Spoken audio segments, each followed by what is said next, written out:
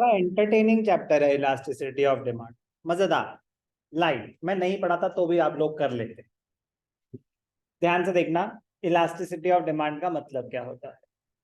Elasticity of demand और demand थोड़े से, बहुत थोड़े से इंटर रिलेटेड है। इन द सेंस, डिमांड बताता है डायरेक्शन। डिमांड बताता है डायरेक्शन किस चीज की? Quantity demanded with change in quantity demanded with respect to change in price. मतलब प्राइस बढ़ेगा तो क्वांटिटी डिमांडेड पे क्या इंपैक्ट आएगा, वो बढ़ेगी या कम होगी। तो लॉ ऑफ डिमांड में हमने पढ़ा था there is an inverse relationship, there is an inverse relationship between quantity demanded of a commodity and its price, or price of a commodity and its quantity demanded. Change क्या हो रहा था? Price. With respect to that price क्या quantity demanded होगी? 10 रुपए है तो कितनी होगी? 9 रुपए है तो कितनी होगी? तो law of demand is a qualitative aspect, it is qualitative in nature. मतलब क्या होता है इस बात का कि law of demand is qualitative in nature?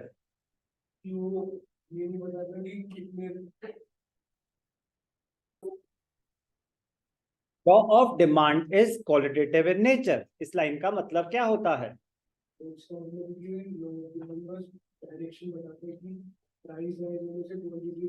Law of demand से डायरेक्शन बता सकता है कि प्राइस बढ़ेगा तो क्वांटिटी डिमांडेड गिरेगी, प्राइस गिरेगा तो क्वांटिटी डिमांडेड बढ़ेगी। इनवर्स रिलेशनशिप के बारे में बता है, मैग्नीट्यूड नहीं बता पाता। मैग्नीट्यूड मतलब सर, मतलब ये कि अगर प्राइस बढ़ा 10% से तो डिमांड कितनी, क्वांटिटी डिमांडेड कितने परसेंट से गिरेगी?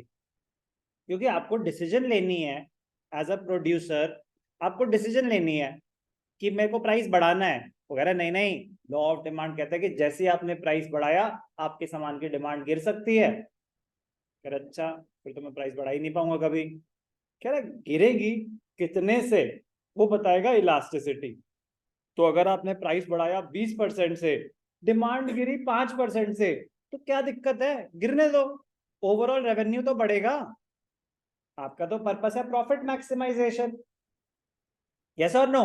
एज अ प्रोड्यूसर आपका ऑब्जेक्टिव है प्रॉफिट मैक्सिमाइजेशन। तो आप स्टडी कर रहे हो बिहेवियर ऑफ कंज्यूमर्स, तो सिर्फ डायरेक्शन से आपका काम नहीं चलेगा, you need to know the magnitude as well.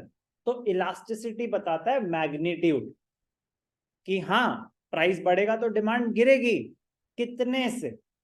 Price गिरेगा तो डिमांड बढ़ेगी, कितने से? सर सेल दे देते हैं हम ना, डिस्काउंट देते हैं तो हमारी सेल्स बढ़ जाएंगी। जरूरी थोड़ी ना है, आपके प्रोडक्ट की डिमांड भी तो होनी चाहिए। तो पता होना चाहिए कि अगर मैंने प्राइस कम भी करे तो मेरी डिमांड कितने से बढ़ती है। ज्यादा बढ़ती है तो फायदा है, लेकिन अगर ज्यादा बढ़ी नहीं रही तो आपने डिस्काउंट भी दे दिए, प्राइसेस भी लोअर कर दिए, सामान ज्यादा बिका नहीं, तो आपका तो नुकसान हो गया।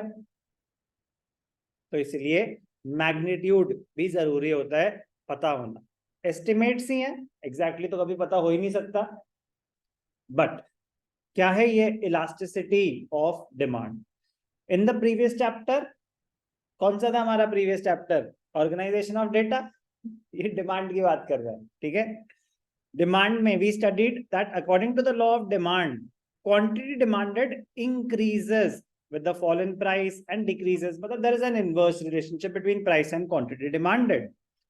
The law of demand gives us the direction of change in the quantity demanded as a result of change in price, but it does not specify the magnitude, that is the amount or extent by which quantity demanded changes with a change in its price.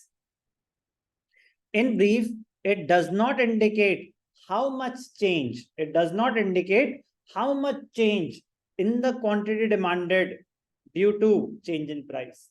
Law of demand कहता है कि हाँ, the quantity demanded will change due to change in price.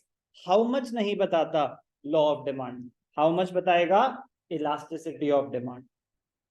Therefore, the concept of elasticity of demand was developed to measure the magnitude of change in the quantity demanded.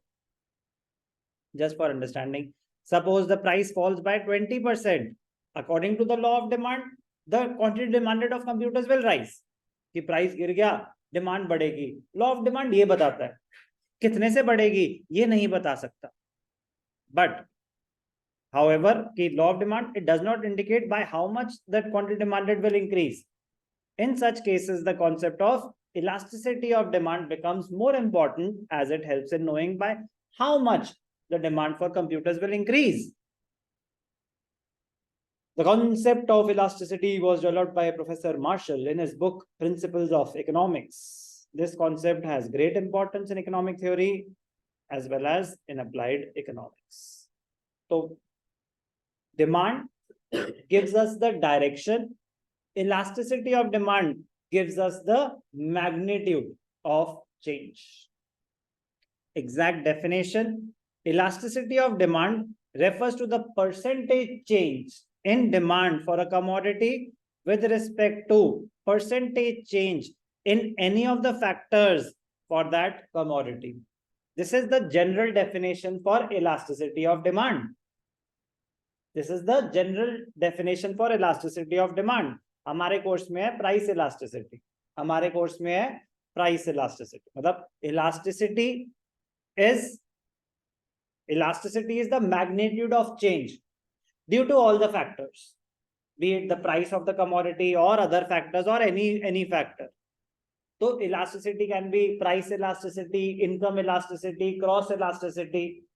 हमारे course में सिर्फ और सिर्फ price elasticity of demand है. इसका मतलब हमारे course में सिर्फ ये मेजर करना होगा कि प्राइस चेंज होने की वजह से क्वांटिटी डिमांडेड कितनी चेंज हो रही है. तो न्यूमेरिकली हमारे कोर्स में सिर्फ प्राइस इलास्टिसिटी है.